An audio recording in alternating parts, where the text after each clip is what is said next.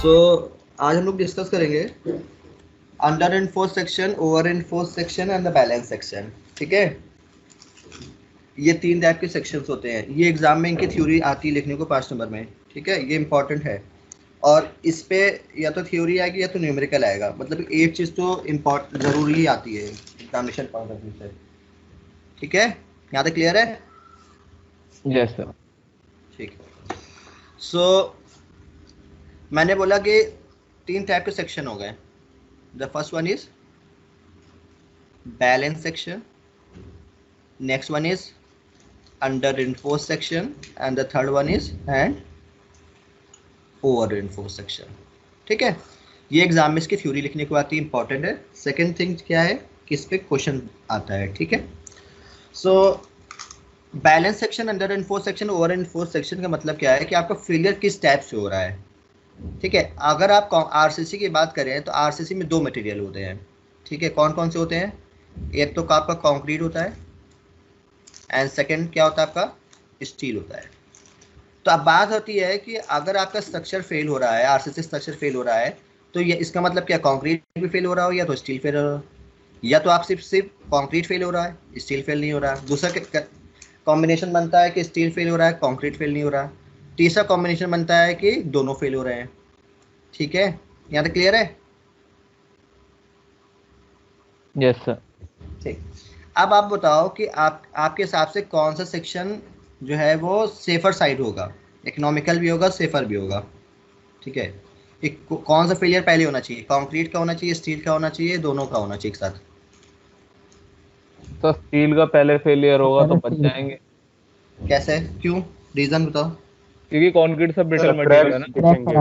Concrete क्या है, steel क्या है? स्टील से टेंसाइल मटेरियल है, कंक्रीट ब्रिटल मटेरियल। अगर कंक्रीट पहले फेल हुआ तो एकदम से गिर जाएगा। स्टील क्या है आपका? डक्टाइल मटेरियल है, तो आपको सफिशिएंट वार्निंग मिल जाएगी फेलियर से पहले। स्पीकर ऑफ करो, कौन है? ठीक है, अगर आप कंक्रीट की बात करो तो कंक्रीट जो है आपका ब्रिटल मटेरियल है, आपका सडन कोलैप्स होगा, आपको पता ही नहीं चलेगा कब फेलियर हो गया। ठीक है, सो इसको वन बाय वन हम लोग क्या करते हैं, डिस्कस करते हैं। सो बैलेंस सेक्शन का मतलब क्या है कि आपके कंक्रीट और स्टील दोनों की जो स्ट्रेस है, तो कंक्रीट की स्ट्रेस क्या है? सिग्मा सीबीसी होगी, परमिसिबल हो जाएगी। अगर परमिसिबल स्ट्रेस की बात करें कंक्रीट की, सिग्मा सीबीसी है, और स्टील के परमिसिबल स्ट्रेस क्या होगा? दैट इज सिग्मा एसटी है। तो दोनों स्ट्रेसेस, कंक्रीट की और स्टील की जो स्ट्रेसेस है वो दोनों परमिसिबल हो जाए सेम टाइम पे। ठीक है, तो इसका मतलब दोनों क्या होंगे? एक साथ फेलियर हो रहे हैं। तो इस टाइप के जो सेक्शन को बोला जाता है बैलेंस सेक्शन। बात क्लियर हुई कि कंक्रीट की जो स्ट्रेस है सिग्मा, ठीक है, वो परमिसिबल हो जाए, that is sigma CBC. Steel की जो स्ट्रेस है वो परमिसिबल हो जाए, परमिसिबल स्ट्रेस क्या होगा? That is sigma ST. दोनों जो है परमिसिबल हो एट द सेम टाइम पे। तो इस टाइप के जो सेक्शन को बोला जाता है balance section, number one. Number two, इसमें जो परसेंटेज ऑफ स्टील प्रोवाइड करेंगे उसको बोला जाता है, ठीक है, बैलेंस स्टील। क्या बोला जाता है? Balance steel. And balance section में जो आपकी डेप्थ ऑफ न्यूट्रल एक्सिस होती है वो होती है क्रिटिकल न्यूट्रल एक्सिस। क्या होती है? Critical neutral axis. यहाँ तक क्लियर है? Yes sir. ठीक है, तो मैं डिफिनेशन लिख देता हूँ। ठीक है, अ बैलेंस सेक्शन, आप लोग नोट करते जाओ। A balance section is that in which stress in concrete and steel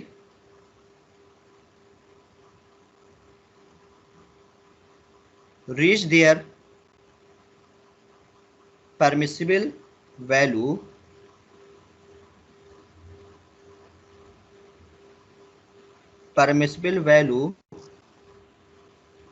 at the same time।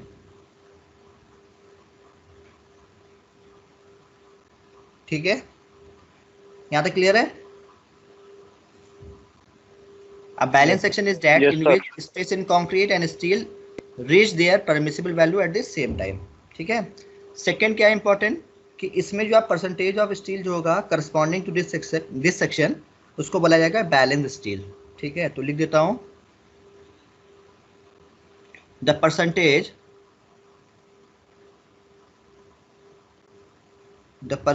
Of steel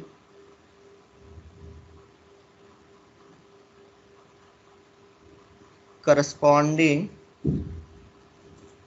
to this section is called as balance steel।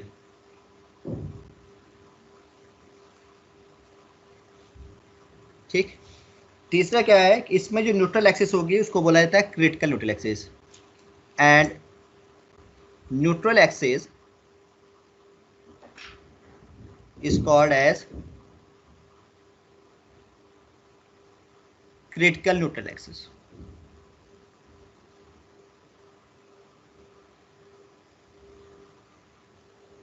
इसका मतलब कंडीशंस क्या बनी कि जो न्यूट्रल एक्सिस को हम रिप्रेजेंट करते हैं एन से, तो एन इक्वल टू क्या होगा, डेट इज एन सी। तो बैलेंस सेक्शन की कंडीशन क्या है कि अगर एन जो है एन सी के इक्वल होगा, ठीक है, और अगर डिफिनेशन पॉइंट ऑफ व्यू से बात करें तो कंक्रीट और स्टील जो है परमिसिबल वैल्यू पे सेम टाइम पे पहुंचेंगे। ठीक है, यहां तक क्लियर है? क्लियर है सबको, यस और नो? Yes sir. ठीक, अब बात करते हैं कि मैंने बताया था मोमेंट ऑफ रेजिस्टेंस के दो फॉर्मूले, एक था कंप्रेशन वाला, एक है टेंशन वाला। तो अगर आप बैलेंस सेक्शन की बात करें तो मोमेंट ऑफ रेजिस्टेंस का आपको कौन सा फॉर्मूला आपको यूज करना है? ठीक है, तो बैलेंस सेक्शन के लिए आप मोमेंट ऑफ रेजिस्टेंस का जो आप दोनों फॉर्मूला यूज कर सकते हो।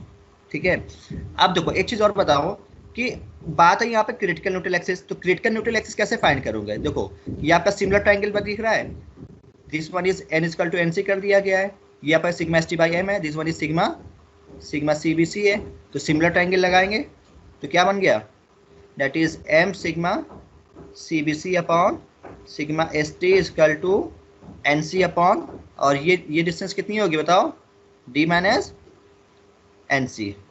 ठीक है, ऑलरेडी आप फॉर्मूला ये लिख चुके हो पहले भी, यहाँ तक क्लियर है? Yes sir.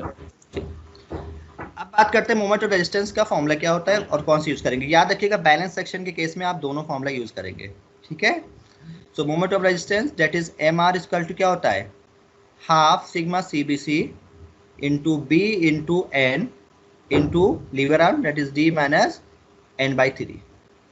तो यहाँ पे क्योंकि बैलेंस सेक्शन की बात कर रहा है तो बैलेंस सेक्शन में एन किसके इक्वल होता है, एन सी के, तो यहाँ पे क्या हो जाएगा, एन सी यूज हो जाएगा, यहाँ पे एन सी पुट कर देंगे बस।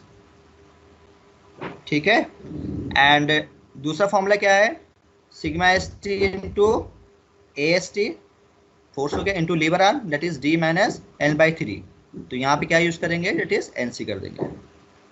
ये आप दोनों फॉर्मूले यूज कर सकते हैं बैलेंस सेक्शन के केस में।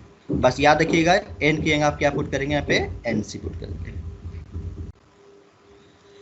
अब सेकेंड बात करते हैं that is under enforce section की। अंडर इन्फोर्स सेक्शन का मतलब क्या है कि आपको जो परसेंटेज ऑफ स्टील आप प्रोवाइड करोगे वो कम करोगे, ठीक है, is less than provided in balance section. जितना बैलेंस सेक्शन में परसेंटेज ऑफ स्टील प्रोवाइड कर रहे थे उससे आप कम प्रोवाइड करोगे अंडर इन्फोर्स सेक्शन में। ठीक है, तो उससे होगा क्या कि जो एक्चुअल न्यूट्रल एक्सिस है वो शिफ्ट कर जाएगी, ठीक है, अपवर्ड्स। देखिए अभी यहाँ पे न्यूट्रल एक्सिस यहाँ पे थी, बट आपने क्या किया कि परसेंटेज ऑफ स्टील कम प्रोवाइड किया as compare to the balance section, तो आपकी न्यूट्रल एक्सिस कहाँ शिफ्ट कर गई, आपकी न्यूट्रल एक्सिस कहाँ गई, अपवर्ड शिफ्ट कर गई। अब देखिए ये आपका तो एनसी था पहले से, यहाँ तक तो एनसी था, अब ये आपकी क्या हो गई, इट इज एन हो गई एक्चुअल न्यूट्रल एक्सिस। तो कंडीशन क्या बनी कि एन की वैल्यू हमेशा क्या होगी, एनसी से कम होगी। किस केस में बन रहा है, अंडर इन्फोर्स सेक्शन में। दूसरा क्या है कि आपने स्टील कम प्रोवाइड किया है बैलेंस सेक्शन के कंपैरिजन में, तो होगा क्या कि पहले कौन परमिसिबल स्टेज से पहुंचेगा, स्टील पहुंचेगा कि कंक्रीट पहुंचेगा,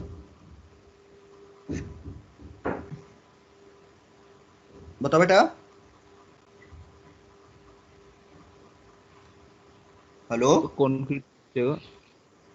पहले कौन परमिसिबल स्टेज से पहुंचेगा, कंक्रीट पहुंच जाएगा कि स्टील पहुंचेगा? तो कंक्रीट पहुंचेगा, क्यों?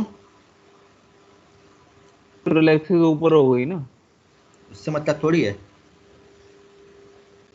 देखो आपने स्टील कम प्रोवाइड किया है बैलेंस सेक्शन के कंपैरिजन में, तो होगा क्या कि पहले परमिसिबल पे, देखो बैलेंस सेक्शन का मतलब क्या है, यहाँ पे कंक्रीट और स्टील दोनों सेम टाइम पे परमिसिबल पहुंच रही थी, ठीक है। अब यहाँ पे आपने परसेंटेज ऑफ स्टील कम प्रोवाइड किया है, जब कम प्रोवाइड करेंगे तो पहले कौन परमिसिबल पहुंच जाएगा? स्टील पहले आपका जो है फेलियर हो जाएगा, परमिसिबल स्टेज से पहले स्टील पहुंच जाएगा, ठीक है। तो और क्या आएगा, आपका कंक्रीट जो है वो अंडर स्ट्रेस रहेगा। इसका मतलब क्या है कि इस टाइप का जो फेलियर होगा वो कौन सा होगा, डक्टाइल फेलियर होगा, ब्रिटिल फेलियर होगा?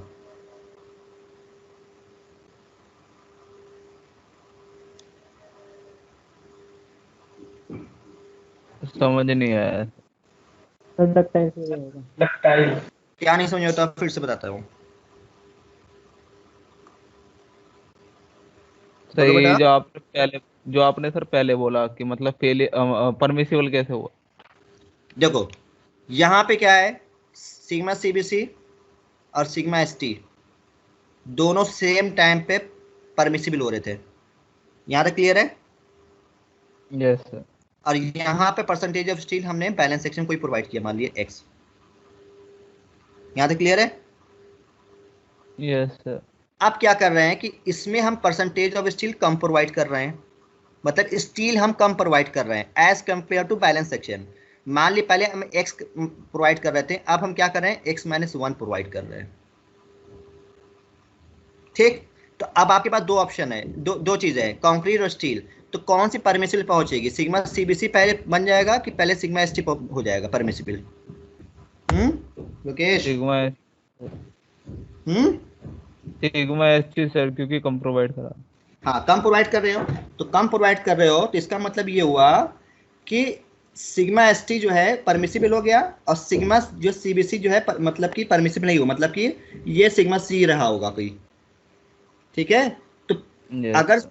अगर स्टील जो है परमिसिबल हो गया है, स्टील की जो स्ट्रेसेस है वो परमिसिबल हो गई हैं, तो इसका मतलब पहले कौन फेल कर रहा है, स्टील फेल कर रहा है ना। Yes sir. तभी तो देखो जो पहले याद रखना, जो पहले परमिसिबल हो जाएगा इसका मतलब वो पहले वो फेल कर रहा है, ठीक है। तो yes. Sigma S T permissible हो गया और सिग्मा सीबीसी परमिसिबल नहीं हुआ, ये सिग्मा सी है। तो इसका मतलब कि पहले कौन फेल कर रहा है, स्टील फेल कर रहा है। अगर स्टील फेल कर रहा है तो फेलियर पैटर्न कैसा होगा, डक्टाइल होगा, ब्रिटिल होगा? डक्टाइल। डक्टाइल होगा, ठीक। तो आपने क्या डिसाइड कर लिया, डक्टाइल होगा। अगर डक्टाइल होगा तो ये हमारे लिए सेफ है कि अनसेफ है? मतलब सेफ है। सेफ है। क्यों सेफ है? कि हमको सफिशिएंट वार्निंग मिल जा रही है, ठीक है। फेलियर होने से पहले हमको वार्निंग सफिशिएंट मिल जा रही है, जिससे हमको पता चल गया, ठीक है। यहाँ तक क्लियर है? Yes sir. बाकी लोग भी प्लीज रिप्लाई करें।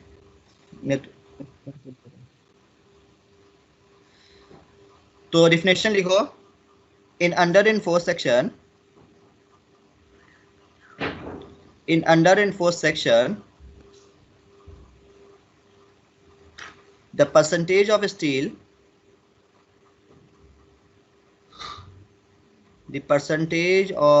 steel provided is less than provided in balance section.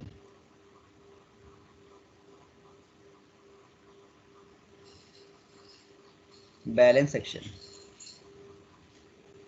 आप याद रखिएगा, आपको फिगर जरूर बनाना पड़ेगा, ये फिगर है दिख रहा आपको। So actual neutral axis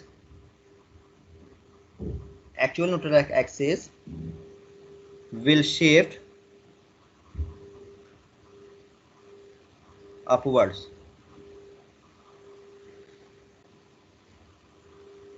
It means NC is greater than N as shown in figure, ठीक है। यहाँ तक क्लियर है? Yes, sir. So in under enforced section under reinforced section, the stress in steel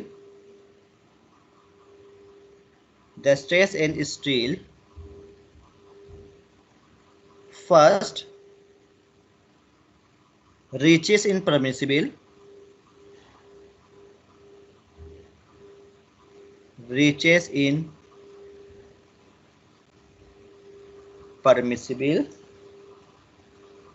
while concrete क्या होगा बताओ? अगर steel permissible हो गया तो कंक्रीट क्या होगा? Concrete is under stressed. ठीक है, यहां तक क्लियर है? Yes sir. तो अब देखो यहाँ पे मोमेंट ऑफ रेजिस्टेंस का देखो, एक तो कंडीशन याद रखिएगा, एन की वैल्यू हमेशा जो है कम होगी, एनसी की वैल्यू हमेशा ज्यादा होगी। ठीक है, एक तो ये हो गया। दूसरा क्या है, पहले कौन फिल करेगा? स्टील फिल करेगा। ठीक है, अब बात मुझे ये बताओ कि मोमेंट ऑफ रेजिस्टेंस के दो फॉर्मूले हैं, एक कंक्रीट वाला है और एक स्टील वाला है, तो कौन सा यूज करोगे बताओ इसमें? तो अंडर इन्फोर्स सेक्शन में मोमेंट ऑफ रेजिस्टेंस का जो फॉर्मूला यूज करोगे वो स्टील वाला यूज करोगे, sigma S T into A S T into D minus N by 3। अब देखो, अब जब न्यूमेरिकल आपको मिलेगा तो आपको करना क्या है, आपको पहले एन सी फाइंड करना है और एन फाइंड करना है, और इन दोनों की बेसिस पे आप डिसाइड करोगे कि सेक्शन आपका अंडर इन्फोर्स सेक्शन है या सेक्शन ओवर इन्फोर्स सेक्शन है या सेक्शन आपका बैलेंस सेक्शन है। तो critical neutral axis and actual neutral axis के हेल्प से आपको फाइंड करना है। यहाँ तक क्लियर है? Yes sir. ठीक है, अच्छा फेलियर पैटर्न क्या होगा? शॉर्ट में लिख लो इसका। फेलियर पैटर्न कैसा होगा? फेलियर पैटर्न कैसा होगा? डक्टाइल फेलियर होगा। ठीक है, आपको सफिशिएंट वार्निंग मिल जाएगी। ठीक है, बाकी आप बुक रेफर कर सकते हो। सर हाँ सर, आपने था कल इसी पे क्वेश्चन दिया था पिछली बार, हाँ लास्ट में, तो हाँ। एनसी की वैल्यू 2 आ रही है, एक नेगेटिव एक पॉजिटिव, तो उसमें जब कौन सी लेंगे? पॉजिटिव लेंगे। पॉजिटिव लेंगे, ओके। आपको क्वेश्चन समझ आया ना? एनसी की नहीं है, एन की है। क्या भाई? एन की वैल्यू होगी, एनसी की नहीं होगी, एन की वैल्यू आएगी। यस सर, एन की 2 आ वैल्यू रही है। है। आप देखो क्वेश्चन समझ में आए वाला जो मैंने दिया था, आपको Yes, डिसाइड sir. करना है। देखो क्वेश्चन में मेंशन नहीं होगा कि सेक्शन आपका कौन सा है, तो फर्स्ट ऑफ ऑल आपको फाइंड करना है कि सेक्शन आपका कौन सा है, तो आप डिसाइड करोगे on the basis of NC और एन से। अच्छा बताओ, ओवर इन्फोर्स सेक्शन में क्या होगा बताओ? सर ओवर इन्फोर्स में सर एक्चुअल क्या कहते हैं, एक्चुअल परसेंटेज ऑफ स्टील कम रहेगा, मतलब ज्यादा रहेगा as compare to the balance section, है ना? Yes sir. अब उसके से होगा क्या बताओ? तो जो फेलियर होगा वो ब्रिटल होगा। देखो अगर आपने स्टील ज्यादा कर दिया तो कम क्या रह गया? कंक्रीट रह गया कम। तो पहले कौन फिल करेगा? पहले कौन परमिसिबल पहुंचेगा? कंक्रीट या स्टील? कंक्रीट परमिसिबल अपनी स्टेज पे पहुंच जाएगी। ठीक है, तो पहले कौन फेल करेगा? कंक्रीट। तो फेलियर पैटर्न कैसा होगा? डक्टाइल होगा, ब्रिटिल होगा? ब्रिटल।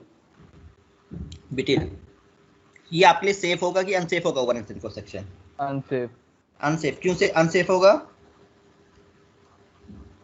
तो वो तो तुरंत ही गिर जाएगा ना सर। हाँ, सडन आपको कोलैप्स हो जाएगा, आपको पता नहीं चलेगा। ठीक है, सो अब बात करते हैं over reinforce section. So over reinforce section में क्या है कि परसेंटेज ऑफ स्टील जो प्रोवाइड करेंगे वो ज्यादा प्रोवाइड करेंगे as compare to the balance section. Balance section comparison में इसमें परसेंटेज ऑफ स्टील ज्यादा होगा। तो इसका मतलब क्या है कि पहले कौन परमिसिबल पहुंच जाएगा? सिग्मा सीबीसी जो है परमिसिबल हो जाएगी स्ट्रेस, और सिग्मा एसटी जो है मतलब जो स्ट्रेस इन स्टील है वो अंडर स्ट्रेस रहेगी। ठीक है, तो अब देखो जब आपने परसेंटेज ऑफ स्टील ज्यादा कर दिया तो आपके जो न्यूट्रल एक्चुअल न्यूट्रल एक्सिस है वो शिफ्ट कर गई डाउनवर्ड। ठीक है, तो इसकी कंडीशन क्या बनी कि एन की वैल्यू हमेशा ज्यादा होगी, एनसी से ज्यादा होगी। ओवर इन्फोर्स सेक्शन की कंडीशन। थ्योरी लिख लोगे कि लिखवा दूं इसकी? लिख लेंगे सर। बाकी लोग बताएं। लिख लेंगे सर। लिख लेंगे, ठीक है। तो मैं एक बार बोल देता हूं, आप लोग लिख लेना। In over reinforce section percentage of steel provided is greater than balance section, so actual neutral axis will shift downwards. It means n is greater than nc। इसका मतलब क्या हो गया कि stress in concrete reaches is permissible value where steel is not fully stress. इसका मतलब क्या, पहले कौन फिल करेगा, कंक्रीट, स्टील पहले फिल नहीं करेगा। ठीक है, फेलियर पैटर्न कैसा होगा, सडन फेलियर होगा। अब बात करते हैं यहाँ पे आपका मोमेंट ऑफ रेजिस्टेंस का फॉर्मूला कौन सा यूज करेंगे। तो मोमेंट ऑफ रेजिस्टेंस का फॉर्मूला आप यूज करेंगे, क्योंकि पहले कौन फिल कर रहा है, कंक्रीट, तो कंक्रीट वाला यूज करेंगे इसमें बस। तो half sigma CBC into B into N into D minus n/3। ठीक है।